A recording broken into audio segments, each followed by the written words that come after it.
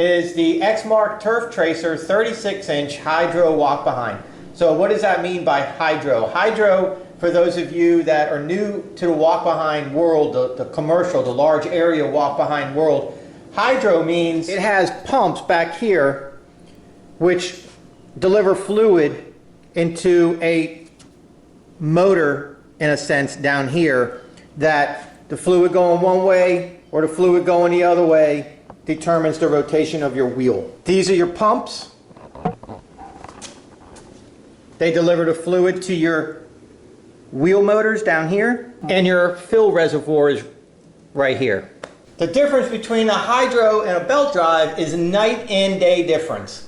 With a belt drive, you're subject to loss of performance in wet grass, rainy conditions. The belts will wear out. You'll find yourself constantly adjusting the belt's tension. The braking system, you got like a drum brake that's on each wheel. The drum brakes, always you'll be adjusting them.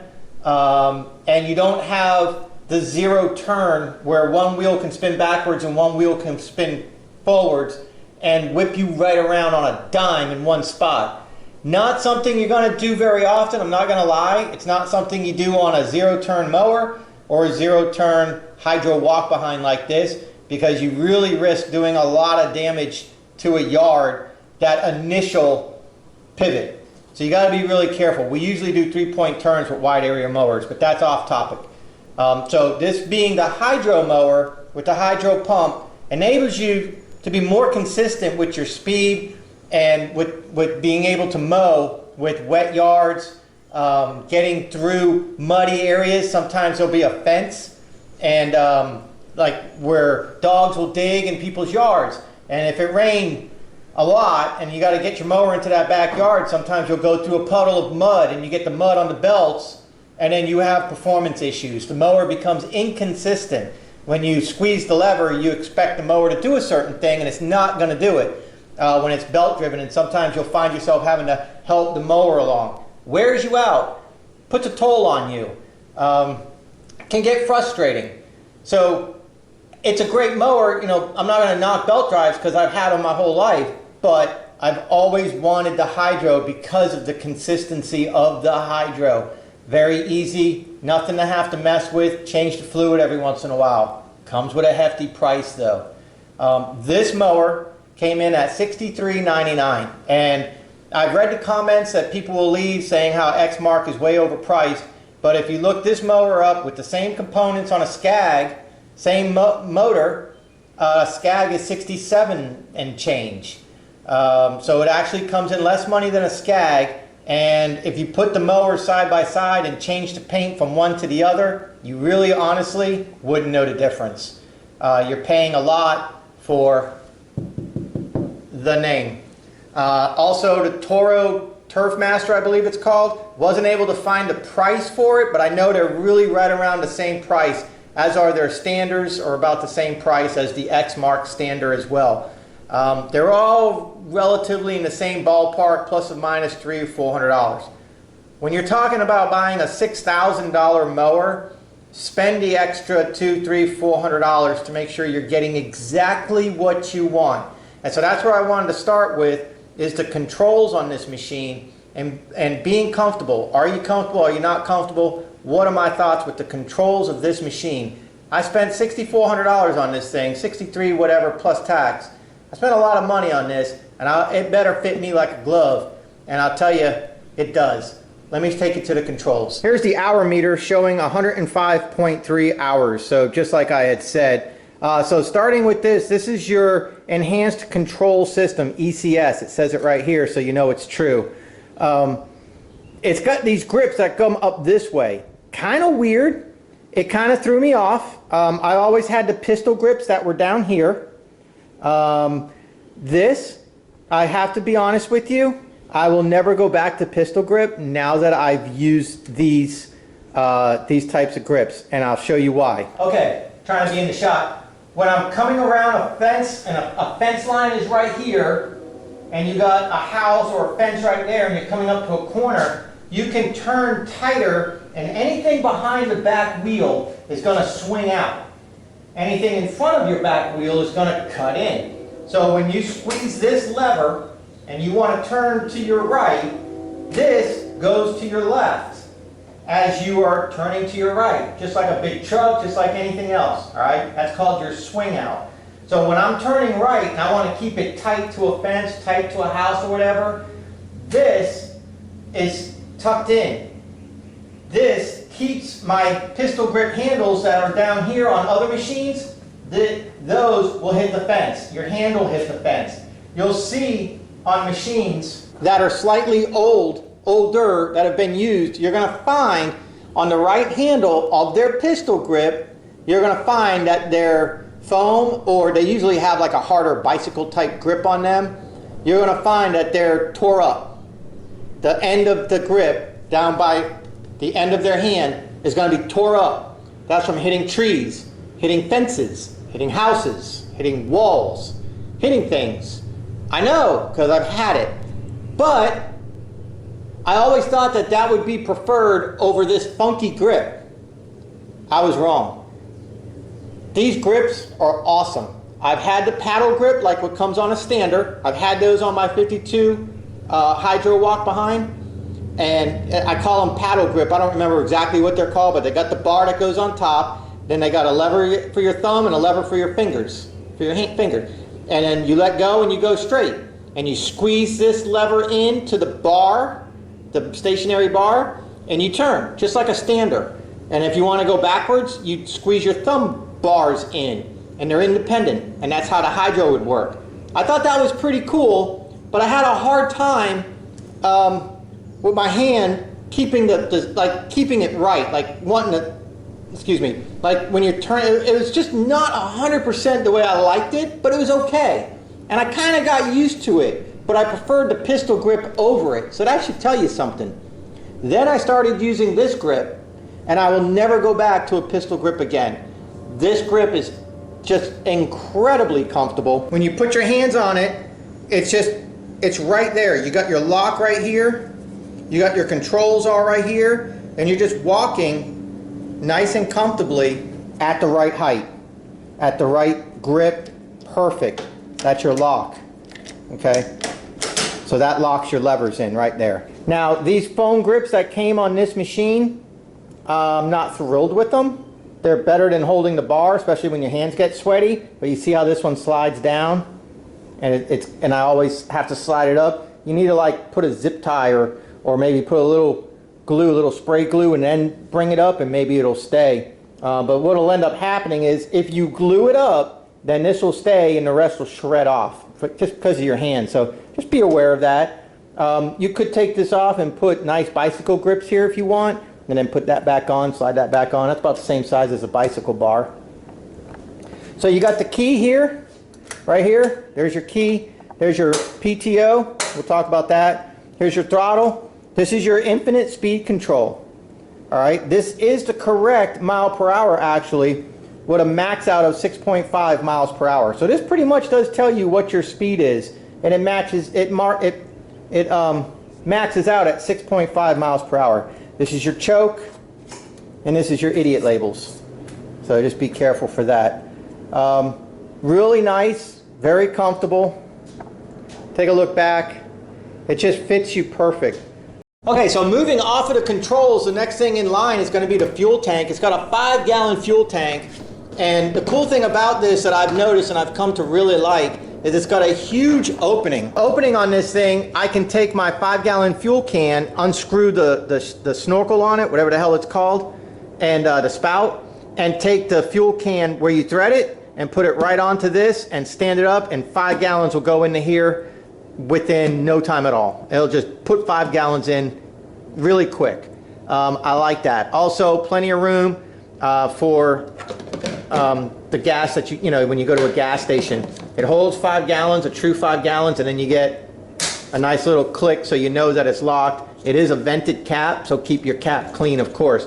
Nice 5-gallon tank. That means a lot. That means that you're going to be able to mow all day on 1 tank of gas. You'll be able to do 30 yards on 1 tank of gas, no problem, right here.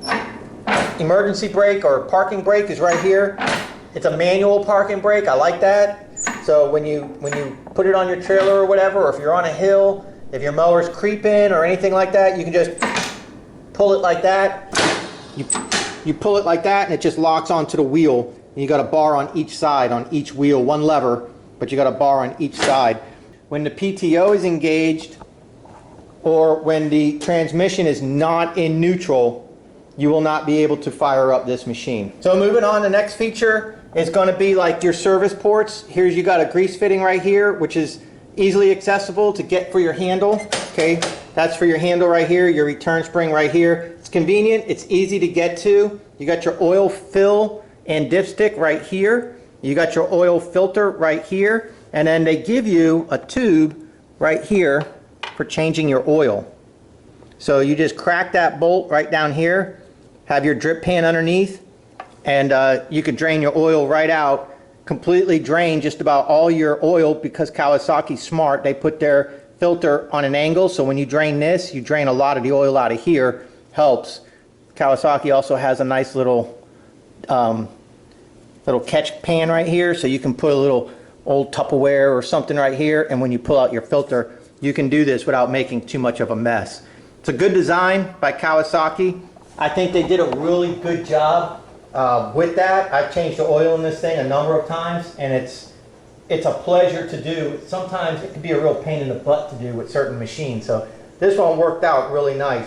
So coming off the parking brake, the next thing you have are nice big tires. These are 16 by 6.5 by 8. So you got 16 by 6.5 by 8. Big tires are important. Big tires is what's going to keep your mower from sinking in on soft ground, wet ground. I call them pizza cutter tires. You'll find pizza cutter tires on a 32-inch deck for sure, and you'll also sometimes find them on a 36-inch depending on the brand. But a 32-inch deck, you can't have a deck that's 32 inches here and then wheels sticking out, wide wheels sticking out. What's the point? You might as well have a 36-inch deck. So on a 32-inch mower, they'll put thinner pizza cutter tires. The mower only weighs maybe 40 pounds less, maybe 50. That's about it. So what's going to happen is all that weight is on these skinny tires, and so you got weight per square inch. You have a lot of weight with a little bit of square inch, so it's like taking your finger, and if you try to do a handstand on your finger in the grass, your finger's going to go in rather than you lift up. Same thing with pizza cutter tires. If you got really skinny tires, then the tires are going to cut down rather than hold the machine up. So when you start getting into 36s, you start getting bigger tires. When you get bigger tires on a belt drive, the belt drive tires are going to be the same width, but they're not this big. They're usually a shorter tire, maybe a 6.5 right here, and instead of 16, maybe a 12.5, maybe. But they'll probably be 6 or 6.5 up here, same width, but less footprint because it's not as wide. So you have less square inches right up on the top here, going this way, than you do on many hydros. Hydros have bigger wheel, usually the same width, and usually a bigger hub right here, a bigger opening right here. So that puts less weight per square inch. So instead of 2 fingers being on the ground, you might have 2 fingers and a thumb being on the ground. And that's the difference in a longer tire. So I'm not trying to make this a buying guide, but if you're looking for a mower, a large area mower, keep in mind what I'm telling you right now. Tires matter. Tires matter. It's the difference between being able to mow on a Thursday afternoon after it rained and having to wait till Friday, and you didn't want to have to mow on Friday. You were hoping to get off work and you're side hustling or whatever.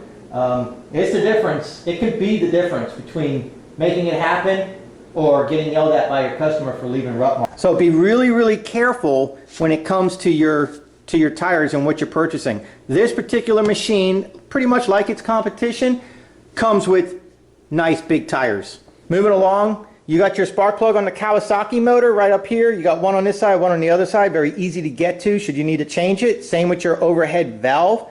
If you needed to do maintenance, like adjust your valve clearance and stuff like that, I don't think you do that until like 400 hours or something like that. But you can do that right here, super simple. The air cleaner's right up here, very easy to get to.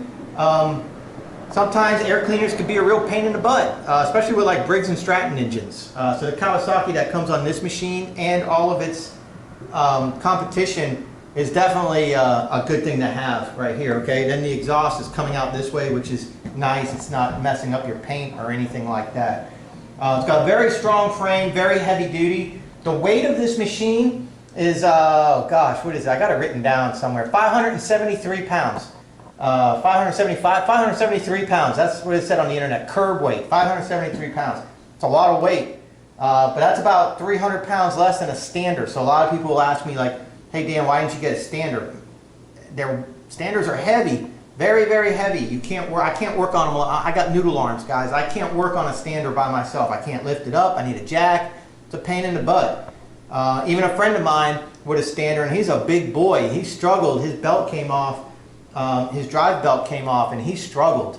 And it's a good thing he had a second machine. He used his zero turn with a chain, hooked it up to his stander, pulled the parking brake, and then lifted the deck up by reversing his zero turn. He was in a customer's backyard.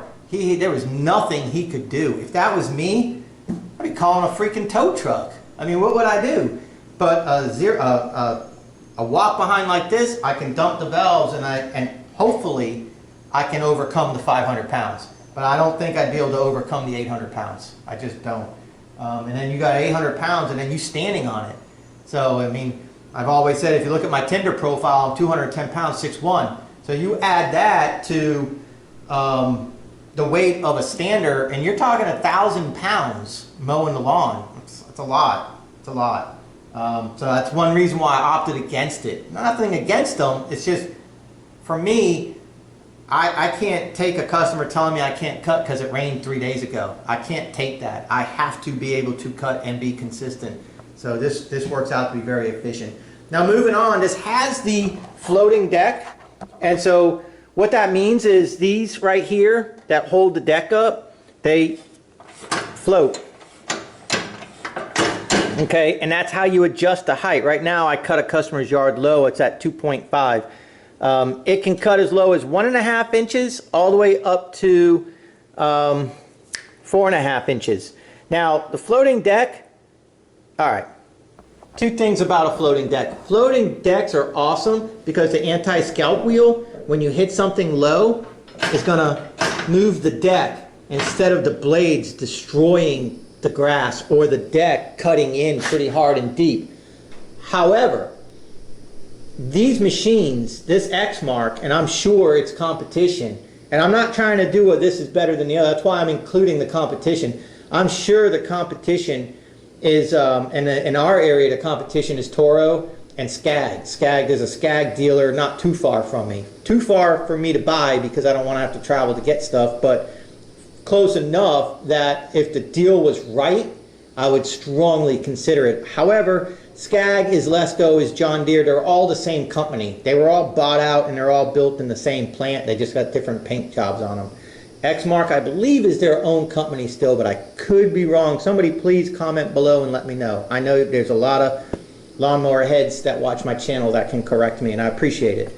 Just do it respectfully. So the thing about a floating deck is you have to have these caster wheels or these anti-scalp wheels throughout the deck. Okay, this deck comes with one, and you're looking at it right here, one. So how is this going to be a floating deck if you come up to something right here, say there's something here, and you cut it in a little bit too short? It's not going to be a floating deck at that point. This is going to be a freaking bulldozer, a D9 dozer with the blade all the way down, and you're going to level that ground out. You ain't stopping this machine, and this deck ain't going to go up because there's no anti-scalp wheel here, okay? So when they call it a floating deck, use caution. It is a floating deck technically. However, you're going to scalp your yard just as fast or faster with this than you will with a regular deck. Because this one might be heavier than a regular deck. This machine is heavier than the Viking or the, I believe, the Metro, which are your belt drive models of this.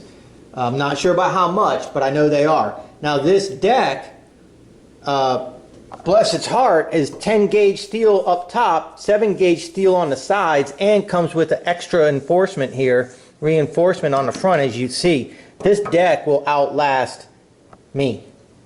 So with that said, that's a whole lot of weight for this deck.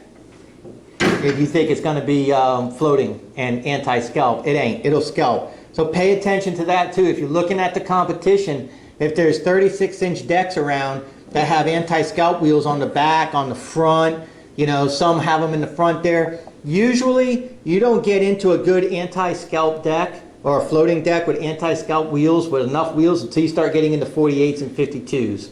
36s, I'm surprised this one even has the 1 here. I think they just did that so they can sleep good at night. I think it's worthless. And I've done some serious damage with this deck already in customers' yards, thinking it's a floating deck, I'm going to be good, and I'm not. And I got to use my foot and kick it over and fix things. So keep that in mind. Floating deck, I'd give that a 1 star out of 5. That's actually pretty crappy. All right, so moving to the front. These front wheels are big wheels too. They're 6-inch by 3.5 inch, and they are semi-pneumatic, meaning they look and feel and act just like your air-up rubber wheels, and they are rubber, but they're solid. Folks, that's 5 stars out of 5 right there, man. In fact, that's 6 stars out of 5, because I got a year on this, I got 100 hours on this, and I am rough on my machines. Let me tell you something, I am rough on my equipment, and I've yet to have any problems or even show any wear with these tires. These tires are just awesome tires. So here's the size right here, 9 by 3.5. So the 3.5 by 9. Again, almost 600-pound machine. Okay, when you put fuel and oil in it, it's 600 pounds, and you got nice big front wheels up here to help keep the mower up, help keep it from rutting. And the mower itself isn't that heavy on the front wheels. So that's something that's really important to me when it comes to the this mower.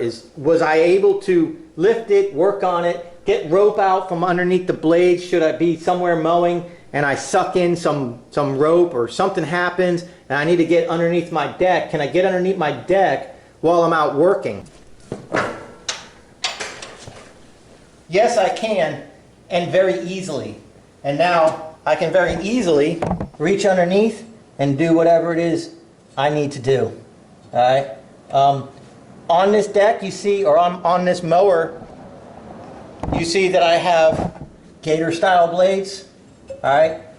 I'll show you the blades later, what normally comes with it. There is no baffling here, nothing special. I think Skag has adjustable baffles underneath here. That might be why their price is $500 more, and that's probably a really good thing to have.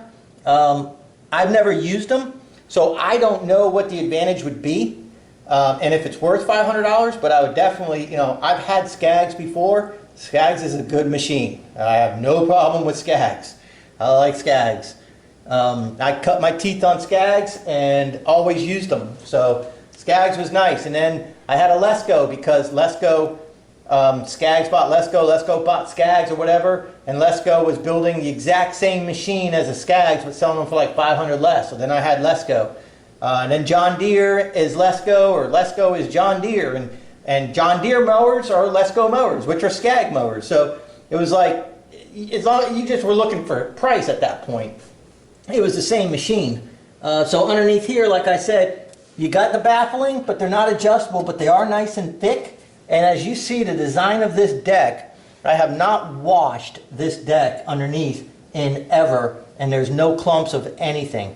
So this deck does a very good job of self-cleaning. That's really important, because if you start getting clumps up here, you lose your deck width.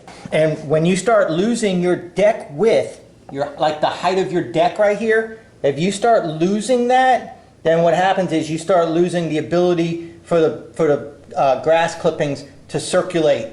And if you can't circulate your clippings, you're not going to do a good job of mulching them or discharging them. So it's up to you what you're doing. That was a problem that I had with the, what's it called? The Time Master 30. The Time Master 30 has a really wide 30-inch deck, but it's very short front to rear, and it's very small height-wise. So you had 30 inches of mowing that you could almost fit 2 of those decks in the size of this 36-inch deck. When if you take all the bells and whistles off of that 30-inch mower, and you put that deck on this deck, you got 6 inches of less cutting, but you could almost put 2 of those decks right here. How is that deck going to process clippings efficiently? It's not. And I proved that it doesn't, and I sold that thing as fast as I could. So this big old deck, self-cleaning, fantastic. So I got to give the deck for efficiency, I got to give this deck, you know, really high ratings. It's just heavy as hell, but that's because it's built really solid.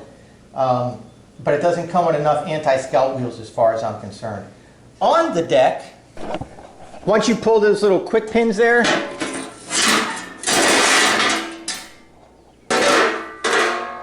there you go. You see what we got right here. So you got those 2 spindles right here. They're sealed spindles. You don't ever grease these. You don't ever have to mess with them. If they go bad, buy another one, throw them out. I think they're 65 bucks for a new spindle. You got 1 belt on the whole drive system, and you don't have any mechanical parts to have to lubricate, service, or worry about spring tension or anything like that other than this, which is just your idle spring. That's just your tensioner. But there's no moving parts, there's nothing to go bad, nothing to have to replace, because it comes with an electric PTO, which you see is right here. And that electric PTO, when you pull that button up on the handlebar, it engages out with like 450 foot-pounds of torque or something like that, some ridiculous amount of torque, and it engages these blades lickety-split. All right, comes with a little belt diagram right here to show you.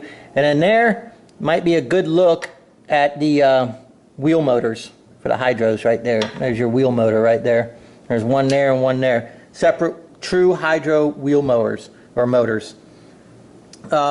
These blades spin at 18,500 RPM, which is a pretty incredible amount of speed.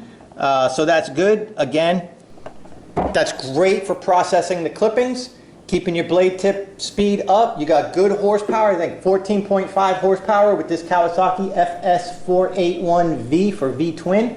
I believe that's 14 horse or 14 and a half horse. So you got plenty of power. That's a lot of horsepower for a 36-inch deck.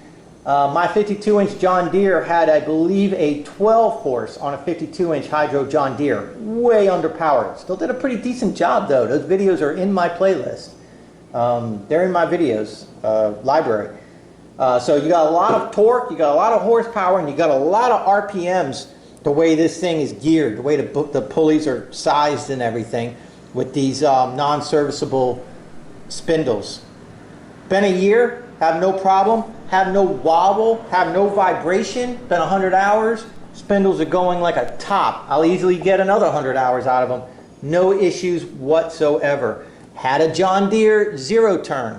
Wasn't a commercial one, but just to say, when you spend $3,000 on a John Deere zero turn, or you spend $6,000 on a commercial hydro walk behind type or a really good zero turn mower, the difference is I didn't even get 100 hours out of my John Deere zero turn back in 2015, and I had to replace spindles. We're rocking with these. So, you know, the whole drive system here for the blades, the deck system is fantastic. Couldn't ask for anything more. It's exactly what I would expect when you're purchasing a large area commercial mower. This isn't entry level. This is balls to the wall commercial mower. And it shows, and it acts that way. Features like the fittings to grease your kingpins so you don't start freezing up over here when you're turning. That sucks. Sometimes this wheel will literally get stuck like that because of dirt being all caked up in here or lack of grease. And then you start plowing in your yard and chopping like somebody trying to play golf that can't hit the tee. You start putting big divots in your yard. Been there, done that. Also, these wheels have their own fitting. It's underneath, but these wheels are also serviceable with grease right there. So it's nice to keep your whole front drive system being able to stay nice and smooth, lubricated. That's really important. So this machine came with the Kawasaki FS481V, and it's the assembled in USA, and it's the 126-0965 part number. So if you're interested in this Kawasaki motor, maybe you have a Kohler or something, and you're thinking about it, you know, that's what this is, 126-0965. You can also get this machine with the Kohler engine that runs on propane. If you're interested, you can certainly do that. I know you guys are going to want to know, what is the true width of this machine, the true actual width? And that's a very important question to ask. And so this is with the plate on, aftermarket plate, side chute, and it's the true width right there, 36 3/8. 36 3/8 inches across, its largest. So if you're measuring a gate or whatever, you need 36 1/2 in order to get this machine in without it rubbing. The deck is the same as the wheels. They're perfectly in line here. It doesn't, the deck is bigger on that side than that wheel. So if you got 36 1/2 inches to get into a fence, then you're good right there. All right, so let me show you some other things real quick. These were the original blades that it came with. These are just your standard high lift straight blade. That's good if you're going to use the side chute that it came with, but I don't use the side chute. I have a grass flap, mechanical open and close chute over there, because I like to determine when I want stuff to blow out and when I don't want stuff to blow out. The side chute that it comes with is really big, is really pretty, mounts to that side there, and it you know, it holds up really nice, and it goes down and stays down, and that's really cool. But you always have clippings coming out no matter what, and sometimes in a commercial situation doing customers' yards, you want to lock that down tight. You don't want clippings coming out. So that's why I went with the manual open and close type chute blocker. You can also purchase the mulching wavy blade like this for the mulching kit. You don't have to buy the mulching kit, but this mower also, you can get a mulching kit for 500 bucks. It comes with a set of blades. It comes with baffles you put on underneath, so each blade does its own work, and so that way it doesn't put clippings against the door, or against the chute blocker, I should say. So it comes with the chute blocker, it comes with baffles to mount underneath, and it comes with a set of wavy blades like this for mulching. My friend has them on the same exact deck on his stander, and it does a good job.